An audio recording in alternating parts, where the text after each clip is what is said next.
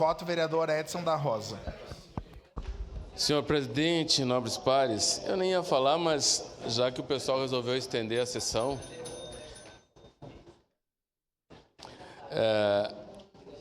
pessoal, talvez ninguém tenha se dado por conta, mas é uma complementariedade do que já está sendo feito em Caxias do Sul, e isso é afiançado por essas chuvas que deram esse final de semana, e nós já percebemos, óbvio, que tem muita coisa para se fazer, mas a resposta já está sendo dada.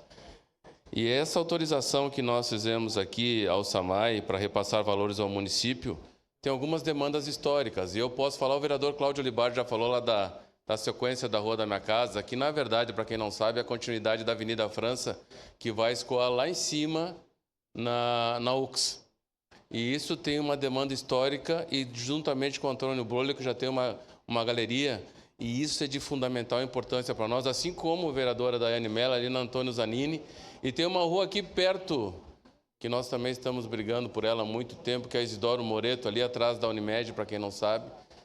Na verdade, então, eu queria parabenizar o governo Adiló por essa sequência, as secretarias envolvidas, principalmente ao SAMAI, a Secretaria de Obras, mas isso é uma demonstração da preocupação de um governo. Eu tenho a certeza que nós todos votaremos por unanimidade, porque sabemos que são demandas históricas e tem que ter coragem para fazer o que está se fazendo hoje. Então, uma saudação muito especial, porque ao mesmo tempo que algumas pessoas criticam, talvez agora seja a oportunidade, temos que fiscalizar, é óbvio, mas aí não podemos esquecer que obra é obra, e falamos aqui, né, vereador Sandro Fantinel, que pode ocorrer alguns problemas ali na frente.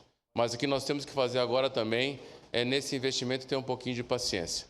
Mas queria parabenizar o governo de Lodz, do qual hoje nós fazemos parte, por essa coragem, por essa iniciativa de atender essas demandas históricas. Por óbvio, votarei favorável. Obrigado, vereador Edson. Declaração.